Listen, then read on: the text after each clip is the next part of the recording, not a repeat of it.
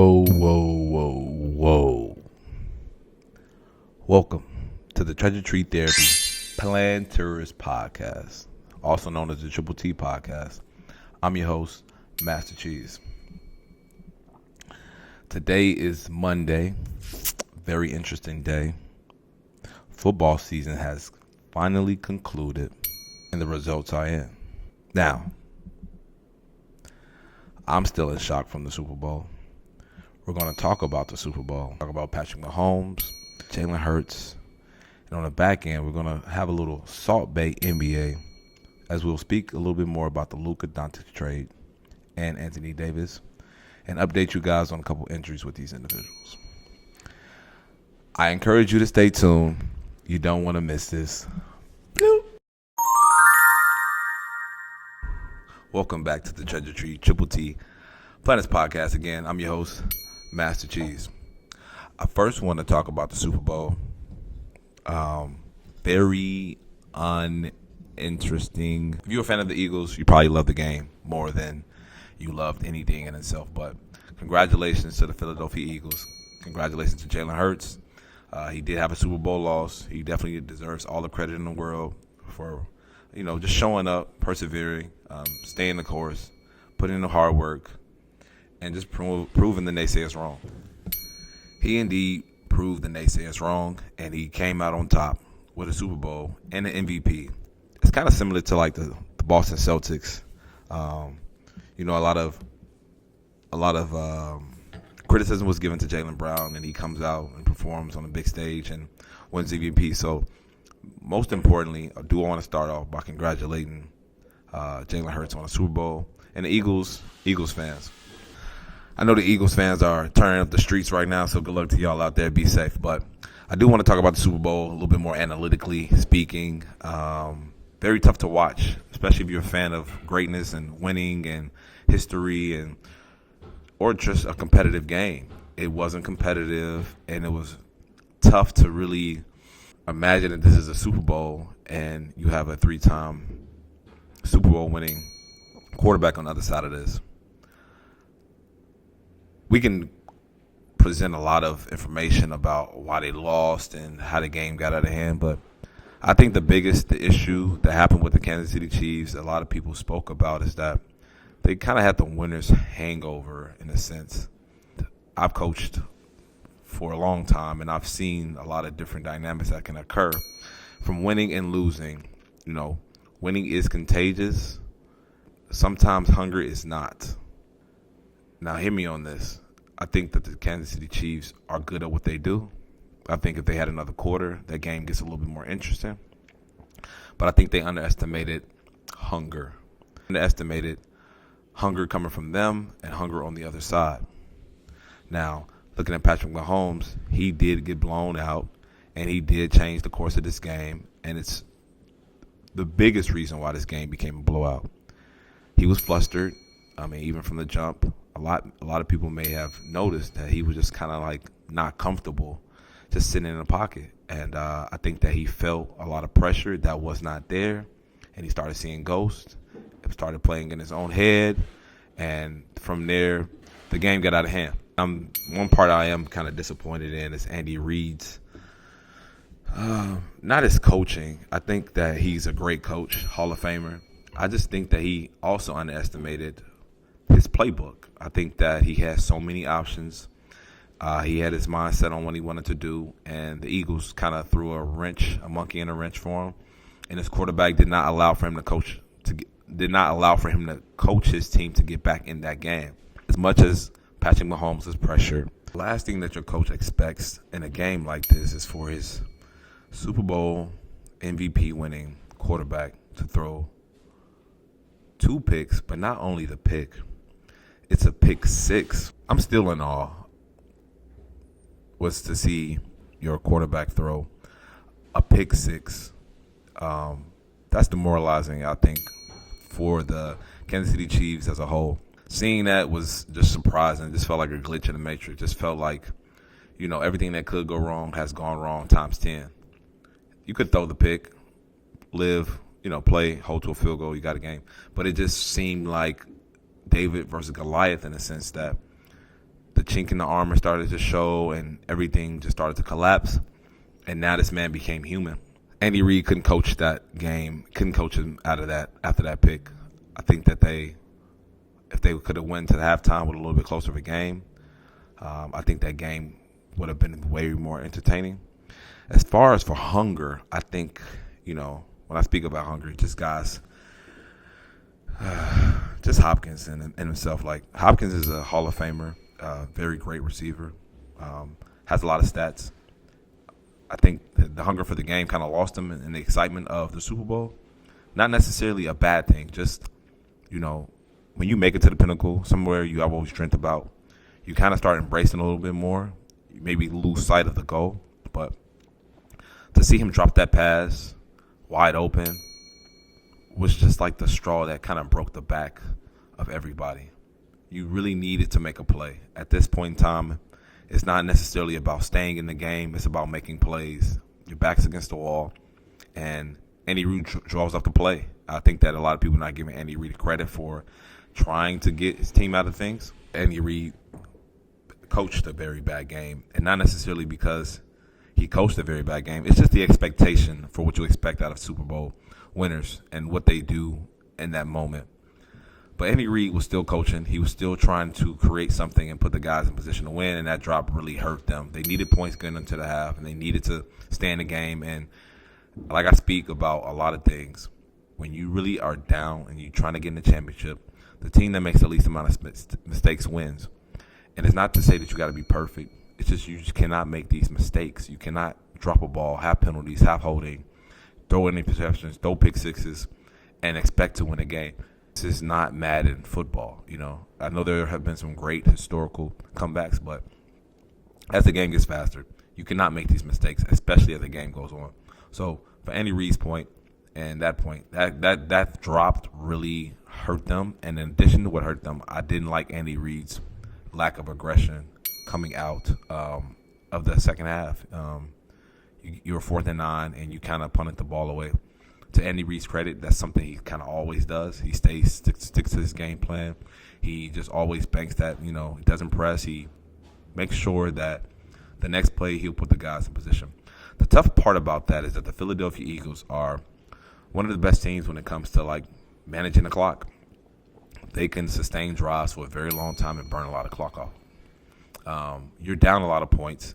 You're giving the team the ball, and they're going to waste this clock at the very least. And it come to hold that you just ran out of time. So to Andy Reid's point, you all had a hard time. The game plan got away from you. You didn't change up the formations. You didn't understand and notice that. The defensive coordinator did his homework. I'm assuming he had reviewed Patrick Mahomes' last Super Bowl loss. And they went 10-2, 4 guys up, and they sent pressure with that. Just bull rush, didn't really acknowledge the run, which is a good game plan. Now, if I'm a betting man, I would bet again on the Kansas City Chiefs, and I would bet again on Patrick Mahomes going forward, because I don't think that you can get away with this ever again.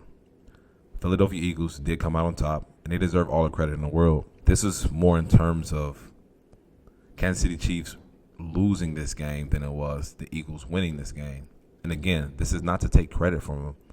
This is just understanding that you all crumbled when it mattered unexpectedly. And the cover 2 is something that Patrick Mahomes has a hard time with sometimes, and it is something that has frustrated him. And for you to have a team that doesn't necessarily have to blitz, doesn't have to send extra body, you're sitting in the driver's seat. I don't think you can get through another Super Bowl like that where you don't have to send a blitz and you get to just send 4 guys. Again, they didn't create any different pressures they didn't create any different protections as far as going to tight ends, using a back to chip. I think that was an issue as far as for the coaching. Now, reflecting on what really went bad is that Travis Kelce also didn't have the hunger I feel like he needed to have in that game. Travis Kelce, Hall of Famer, one of the greatest tight ends of all time. He's put up a lot of great numbers, but I think he underestimated the hunger that got them there. And as far as maybe Patrick Mahomes wasn't playing, I don't think that he did his job as a supportive teammate in the sense of putting the battery in Patrick Mahomes' back. I think he was frustrated. I think his body language showed it on the field. I think he assumed that these guys will lay down for him and that just give me the ball, I'll take care of the rest. But he didn't underestimate that he needed to make sure, regroup the guys, and turn them up. And that's another part of hunger that lost the Kansas City Chiefs. They got through a lot of games because they know they're a better team. They know that they can out-coach teams, but they got punched in the mouth several times, and they never punched back. Didn't show any energy, didn't show any animosity, didn't even show, they didn't even want to fight. You know what I'm saying? There was just no fight in them. And that's the part that lost them that game. Because as big as a player that Patrick Mahomes is, he needed somebody to step up for him. He needed somebody to make a play for him. Tom Brady is the GOAT, and we all know that. I'm not here to argue that. I like Patrick Mahomes, but Tom Brady is that man. There's no Tom Brady without him having somebody step up. Butler getting that interception on the goal line against the Seahawks in the Super Bowl. 5. Pass is intercepted at the goal line. Bowl was the play that he needed to win that game. Patrick Mahomes didn't have that from anybody. The play that he needed from somebody, he dropped the pass. The play he needed on the blocks, they missed the blocks. The defense didn't present, they did get an interception, but they didn't really influence the game in the sense of causing any turnovers. He just didn't have anybody step up for him. And they were just all waiting and watching, and they didn't do their jobs because they expected him to just be outside of himself. But he couldn't be himself, and it cost them because no one else wanted to step up in that moment to, make a play. As far as A.J. Brown had his way, even Devontae Smith had his way. Barkley, he infected the game, although he didn't have those big flashy runs, which is very uncharacteristic when it comes to these games. He still did it. He still carried it. He still carried his load, and he did what he's supposed to do. The Kansas City Chiefs had no playmakers. They had no one with the energy. They didn't have the ability to bounce back, and that's why they got punched in the mouth, and that's why they got blew out. Now, when you look at our Super Bowls, the biggest disappointment was that this was a blowout. But it's not uncharacteristic of a Super Bowl to have a blowout. We think about Cam Newton. Cam Newton was a very good quarterback. After that Super Bowl loss, he fell off a lot of people's radars, similar to how maybe Jalen Hurts was. And Cam Newton didn't have a chance to get back. The cards weren't in his favor. But he fell off a ladder, off major after that Super Bowl loss. Cam Newton had 0 touchdowns and an interception that game. I believe he also had a lost fumble, 2. Just didn't play well. Was not even a bounce back. Peyton Manning blew the out, okay? He lost 43-8 in this Super Bowl. He was able to come back in 2016 to win the Super Bowl, but in that Super Bowl loss, when they scored 43-8, he had 1 touchdown and 2 picks. So it did catch me off guard to see Patrick Mahomes lose so badly. But looking at the statistics, that this has happened before in Super Bowls. People lose games. But Patrick Mahomes commented in his Super Bowl post-game interview, it's how you respond. Now, Peyton Manning responded well. He came back, got him a Super Bowl ring. Good. Cam Newton was unable to do that. Jalen Hurts, he was able to do that. He was able to bounce back. The trajectory now for Patrick Mahomes is, what do you do now? What do you do with your 3 rings? What do you do with these appearances? Will you become the greatest of all time, like everyone's projecting you, or will you just kind of be the three-time Super Bowl winning MVP, and then the rest of the league has caught up to you? Now, to Patrick Mahomes' credit, I really enjoyed his post-game interview. It just shows that he stays the course. And again, I gave all the credit to the Eagles, but I do have an appreciation for how people respond if they lose. After the Super Bowl, Patrick Mahomes won last year. The first thing he said on that podium is that he wants to three-peat. That was something that was heavy on his mind. Now, I don't know if he had the hunger for it, but it was a goal of his. Getting smacked in the mouth, having teams do what they did against you with no creativity, I think that's going to be bad for the league now.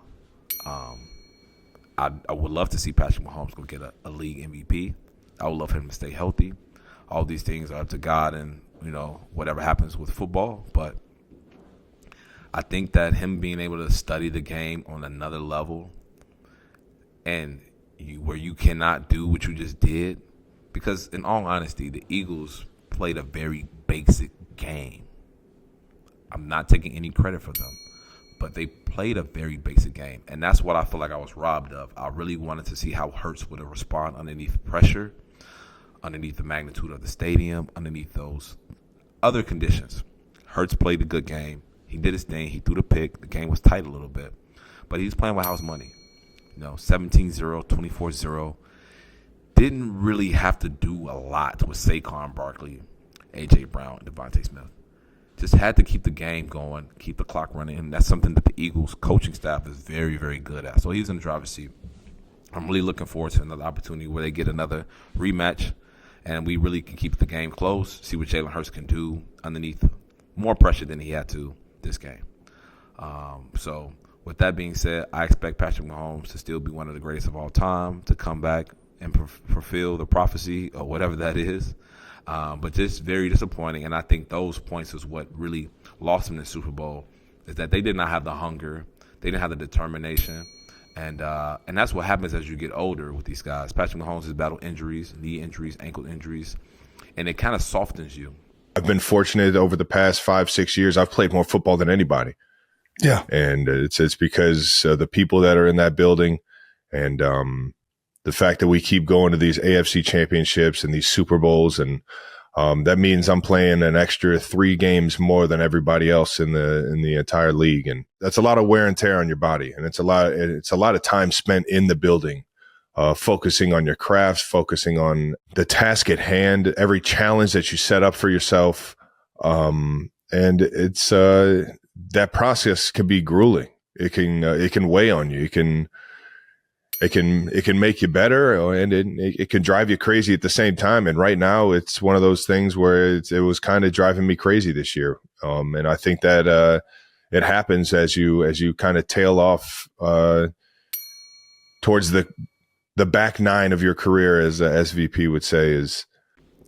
Even looking at their highest paid defensive lineman, looking at Chris Jones, it's demoralizing watching your top dogs just start collapsing, falling. We needed a play out of Chris Jones a couple times, and he was unable to respond, and maybe because he was hurt. And this is what happens: that hunger leaves you when you're in pain.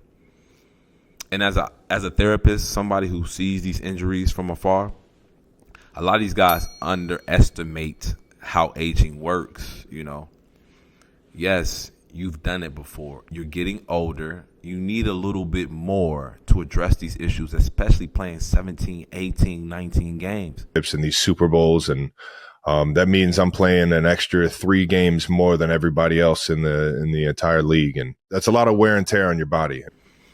I really think that no one's really appreciating something that I do as far as addressing the nervous system, the neurological system.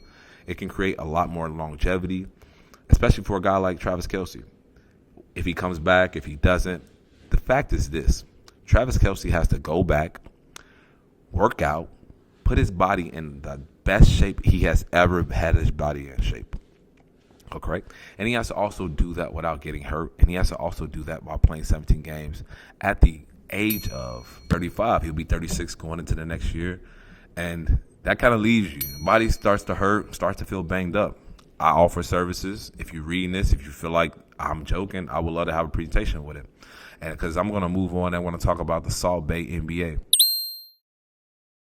When I speak about these injuries, it brings me to the point about Luka Doncic and Anthony Davis. The trade was crazy.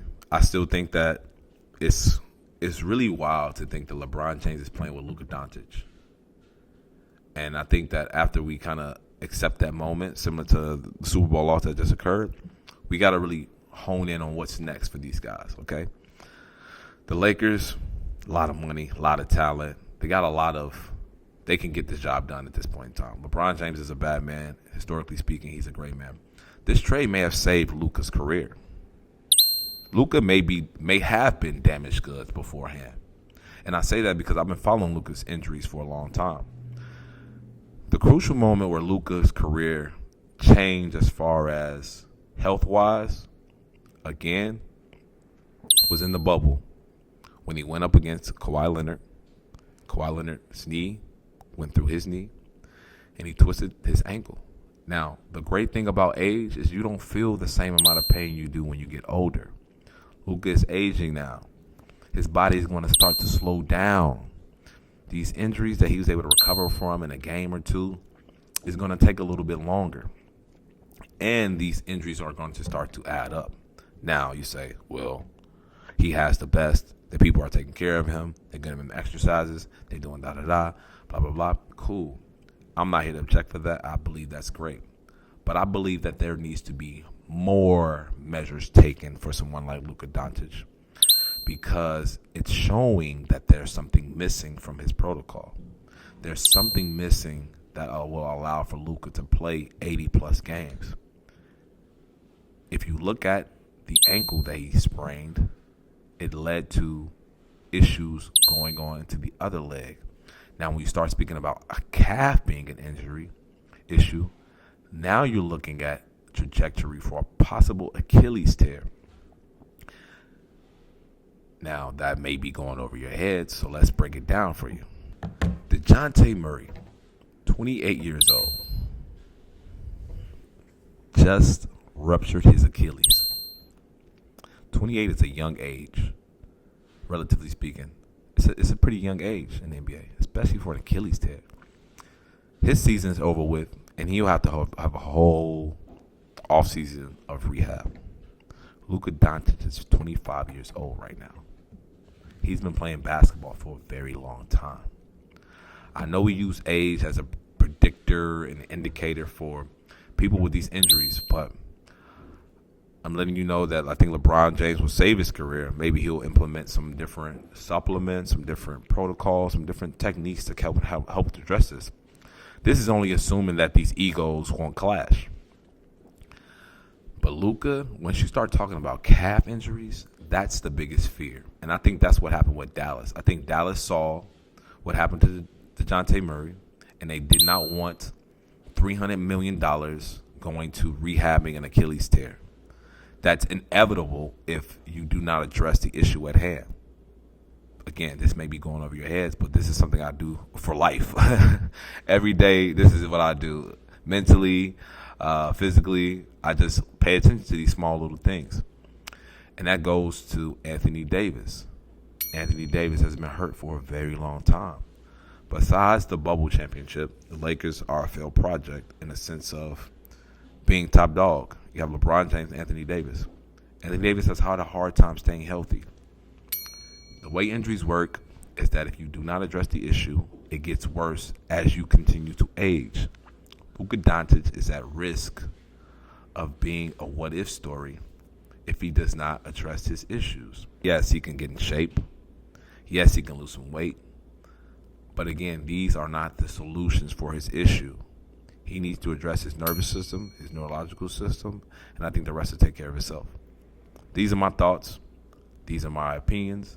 I have a lot of factual information that'll back that up. But until then, I guess I have to leave it at that. We'll follow the story. But if you look at any of my previous videos, I speak about this, and I was speaking about this for a very long time. A lot of these aging athletes, they need to address their nervous system. They need to step back, relax the ego, accept aging, and do just a little bit more.